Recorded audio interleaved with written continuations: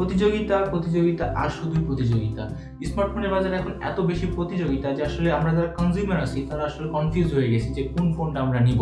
বর্তমানে Qualcomm Snapdragon 730 এবং Qualcomm Snapdragon 730G এই প্রসেসরটা কিন্তু মিড বাজেটের one of the best chipset বা বলা যায় দ্য বেস্ট চিপসেট বর্তমানে।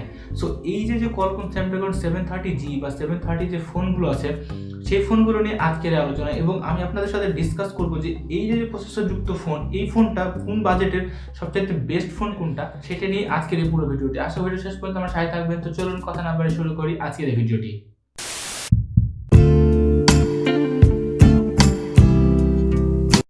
আসসালামু আলাইকুম ভিউয়ার্স, চ্যানেলে আপনাদেরকে স্বাগত। আপনারা দেখছেন আপনাদের চ্যানেল সাধারণ বিজ্ঞান এবং আপনাদের সাথে আছি আমি ইমন। সো যে কথাটা নিয়ে বলছিলাম যে কোয়ালকম স্ন্যাপড্রাগন 730 এবং 730G হচ্ছে বর্তমান সময়ের সবচাইতে বেস্ট বা দি বেস্ট মিড বাজেট সেগমেন্টের চিপসেট। সো এই চিপসেট অনুযায়ী যে ফোনগুলো আছে সেগুলো মোটামুটি আমাদের দেশে 25,000 টাকার মধ্যেই পাওয়া যাচ্ছে, এক্সেপ্ট স্যামসাং A80 এবং হচ্ছে Oppo Reno 2। সো এই দুটি ফোন ওভার প্রাইসড হওয়ার কারণে আসলে আমি এই দুটিকে এই আলোচনার মধ্যে আনছি না। আমি Realme X2, Poco X2 বা বলতে পারেন Redmi K30 এবং হচ্ছে Redmi K20 বা MI 90। সো এই তিনটি ফোন নিয়ে আমি আলোচনা করব এবং আপনাদের কার বাজেটের ক্ষেত্রে কোনটা বেস্ট ভ্যালু ফর মানি হচ্ছে সেটা নিয়ে আজকে আলোচনা। কারণ সবার চাহিদা কিন্তু একরকম না, এক একজনের রিকোয়ারমেন্ট একরকম থাকে। কেউ ক্যামেরা পছন্দ করলে, কেউ ডিসপ্লে পছন্দ করে, কেউ সেলফি ক্যামেরা পছন্দ করলে, কেউ ব্যাক ক্যামেরা পছন্দ করে।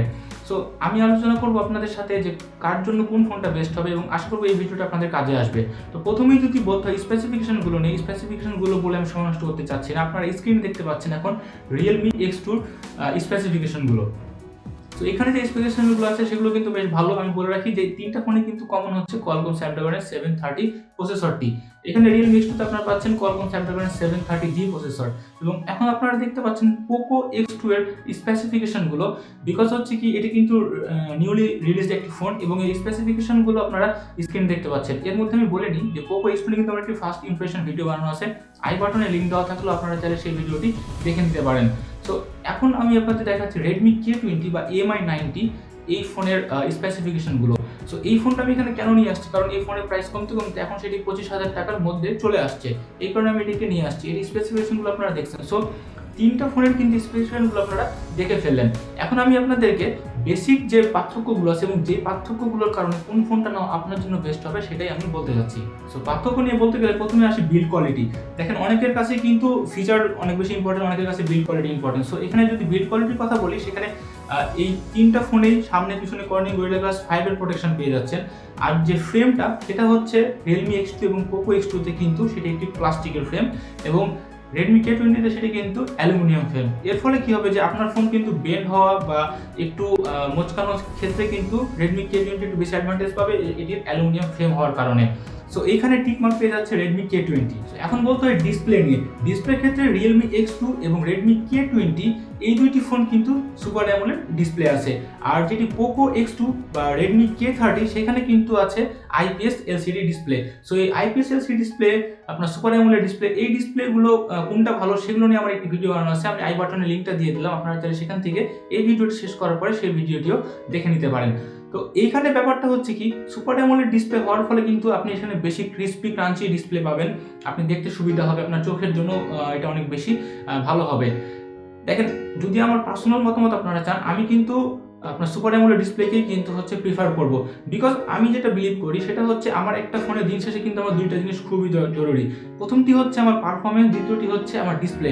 কারণ আমি প্রতিদিন সেলফি নাও তুলতে পারি, আমি প্রতিদিন ফটোগ্রাফি নাও করতে পারি, বাট আমার ফোনকে কিন্তু প্রতিদিন আমার ফোনকে অনেক বেশি প্রসেস করতে হয়, অনেক বেশি কাজ করতে হয়। আমরা ডিসপ্লেতে কন্টেন্ট দেখি, আমরা ইউটিউবিং করি, আমরা ফেসবুক দেখি, হোয়াটসঅ্যাপ করি, অনেক কিছু করি এবং সব কিছু ডিপেন্ড করছে আমার ডিসপ্লের উপর। ডিসপ্লে যতটা ভালো হবে আপনি আপনার ফোনের প্রতি আপনার কিন্তু আকর্ষণ তত বেশি ভালো থাকবে।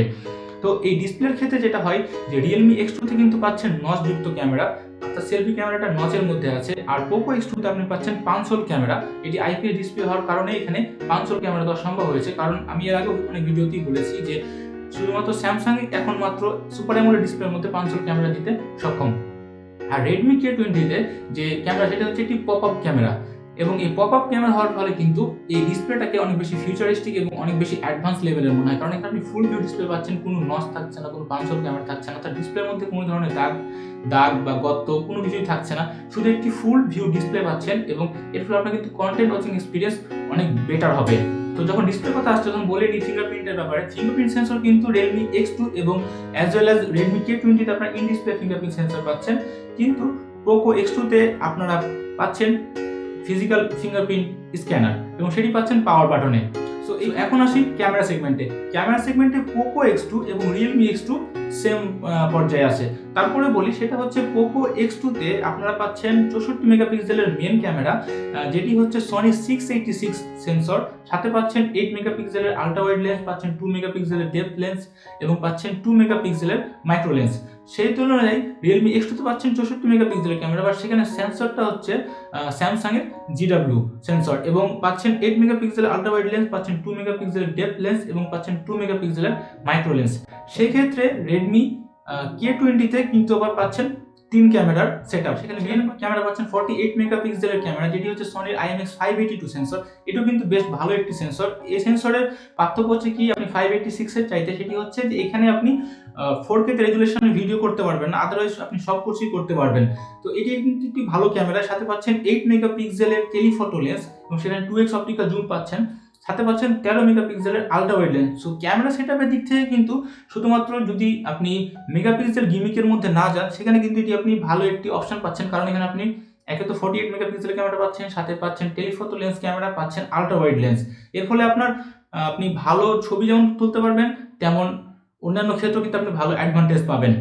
তো এরপরে আসি সেলফি ক্যামেরার ক্ষেত্রে। সেলফিতে আপনারা Realme X2 তে পাচ্ছেন 32 মেগাপিক্সেলের ক্যামেরা, আর Redmi K20 তে পাচ্ছেন 20 মেগাপিক্সেলের ক্যামেরা, এবং Poco X2 তেও কিন্তু পাচ্ছেন 20 মেগাপিক্সেলের ক্যামেরা। বাট Poco X2 তে যেটা পাচ্ছেন সেটা হচ্ছে একটি পাঞ্চল ক্যামেরা পাচ্ছেন, সাথে 2 মেগাপিক্সেলের ডেপথ সেন্সর ক্যামেরা পাচ্ছেন। এর ফলে সেলফির ক্ষেত্রে একটু যে অ্যাডভান্টেজ সেটা আপনি Poco X2 তে একটু পেতে পারেন। তো এছাড়া আসলে তেমন বেশি কিছু ডিফারেন্স নাই। এখানে আপনারা তিনটা ফোনেই UFS 2.1 স্টোরেজ পেয়ে যাচ্ছেন। এখানে RAM 6GB 8GB RAM এর ভেরিয়েন্ট পেয়ে যাচ্ছেন।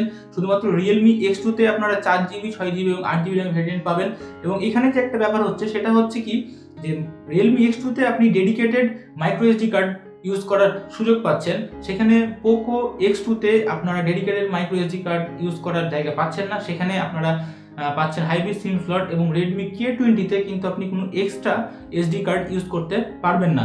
এবার যদি ব্যাটারি সেগমেন্টের কথা বলি, সেখানে Realme X2 এবং Redmi K20 এই দুটি ফোনে কিন্তু পাচ্ছেন আপনারা 4000 mAh এর ব্যাটারি, এবং যেহেতু এটি একটি সুপার অ্যামোলেড ডিসপ্লে, সেখানে আপনারা এই 4000 mAh ব্যাটারিতে কিন্তু প্রায় 7 ঘন্টার মতন স্ক্রিন অন টাইম পেয়ে যাবেন। Poco X2 তে আপনারা পাচ্ছেন 4500 mAh এর ব্যাটারি। ডিসপ্লের ব্যাপারে আরো একটি জিনিস আমার অ্যাড করা উচিত, সেটা হচ্ছে কি রিফ্রেশ রেটের ব্যাপারটা। Realme X2 এবং Redmi K20 এই দুটি ফোনে কিন্তু রিফ্রেশ রেট পাচ্ছেন আপনারা 60 হার্জ, এবং শুধুমাত্র Poco X2 তে আপনারা পাচ্ছেন 120 হার্জ রিফ্রেশ রেট।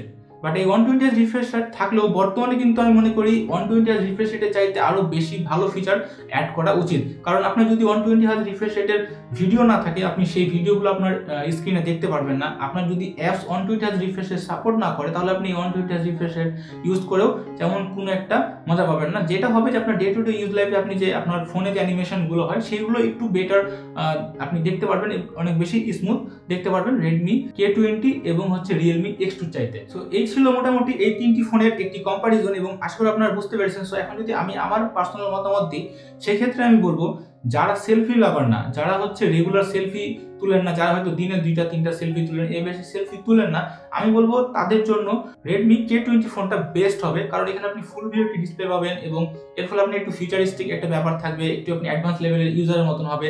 এছাড়াও Redmi K20 কিন্তু যেই বিল্ড কোয়ালিটি সেটাও ভালো, এবং হচ্ছে এর যে ব্যাক প্যানেলের যে ডিজাইন সেটা কিন্তু অনেক বেশি আকর্ষণীয়। আবার যারা চাচ্ছেন একটু ভালো অপটিমাইজ ফোন, যেখানে হচ্ছে আপনার প্রাইসটাও একটু কম থাকবে, আপনার নচ ডিসপ্লে থাকলে কোনো সমস্যা নাই, আবার ক্যামেরাটাও ভালো আছে মোটামুটি, সেক্ষেত্রে আপনারা Realme X2 নিতে পারেন, কারণ এটি একটি ভালো ফোন। আর যারা এই পপ আপ ক্যামেরা এবং হচ্ছে সুপার অ্যামোলেড ডিসপ্লে এই দুইটাই জলাঞ্জলি দিতে কোনো আপত্তি নাই, আপনার ডিসপ্লে IPS হলেও আপনার কোনো সমস্যা নাই, তাহলে কিন্তু আমি বলবো যে আপনারা নির্দ্বিধায় Poco X2 ফোনটা নিতে পারেন। কারণ এই ফোনটার প্রাইস এই দুইটা ফোনের চাইতে সবচাইতে বেশি কম, তুলনামূলকভাবে বেশি কম বলতে যখন আপনি 6GB RAM এর ভেরিয়েন্টের ফোন নিতে যাবেন, তখন কিন্তু প্রাইসের ডিফারেন্সটা পরিলক্ষিত হবে। Realme X2 এর সাথে Poco X2 খুব বেশি ডিফারেন্স হবে না, বাট Redmi K20 এর সাথে ডিফারেন্স হবে। যদি আপনি 4GB RAM এর যদি আপনি Redmi K20 নিতে চান, সেটা কিন্তু আপনি 25,000 এর মধ্যেই পেয়ে যাচ্ছেন। আর হয়তোবা আর কিছুদিন গেলে হয়তোবা 6GB র্যামের যে Redmi K20 যে ভেরিয়েন্টের ফোন আছে সেটি হয়তো 25,000-এর নিচে চলে আসবে। সো সব মিলিয়ে এটাই বলতে হবে যে যদি আপনি একটি বেস্ট ফোন চান, best value for money phone চান এবং আপনার যদি বাজেট ভালো থাকে, অর্থাৎ যদি আপনি 25,000 টাকা পর্যন্ত যেতে পারেন, তাহলে আমি অবশ্যই রিকমেন্ড করবো আপনি Redmi K20 নেন। কারণ এখানে আপনি ফুল ভিউ ডিসপ্লে পাবেন, আপনি অনেক বেটার একটা পারফরমেন্সও পাবেন এবং সব মিলিয়ে ভালো একটি ফোন পাবেন। আর যদি আপনি বলেন যে না আমার সুপার অ্যামোলেড ডিসপ্লে লাগবে, আমার আইপিএস ডিসপ্লে ভালো না, বাট আমার বাজেটও ততটা নাই, 25,000 পর্যন্ত আমার বাজেট নাই, তাহলে আমি বলবো আপনি Realme X2 নেন। আর যদি আপনি বলেন যে না আমার আইপিএস ডিসপ্লে হলেই চলবে, আমার সুপার অ্যামোলেড ডিসপ্লে লাগবে না, আমার পপ আপ ক্যামেরা লাগবে না, আমার বাজেট আরও কম, সেক্ষেত্রে আপনি পোকো X2 নিয়ে নিতে পারেন। তো এই ছিল মোটামুটি ভিডিও। আশা করবো যে যার যার যে ধরনের রুচি বা যার যার যে ধরনের বাজেট, সেই বাজেটে আপনারা বেস্ট ফোনটা চুজ করতে পারবেন। সো এখানে কনফিউজ হওয়ার কিছু নাই। সবাই ভালো থাকবেন, সুস্থ থাকবেন এবং অবশ্যই আমার চ্যানেলটা সাবস্ক্রাইব করবেন, কারণ আমি এই ধরনের ভিডিও প্রতিনিয়ত আপনাদের জন্য নিয়ে আসার চেষ্টা করি। আল্লাহ হাফেজ।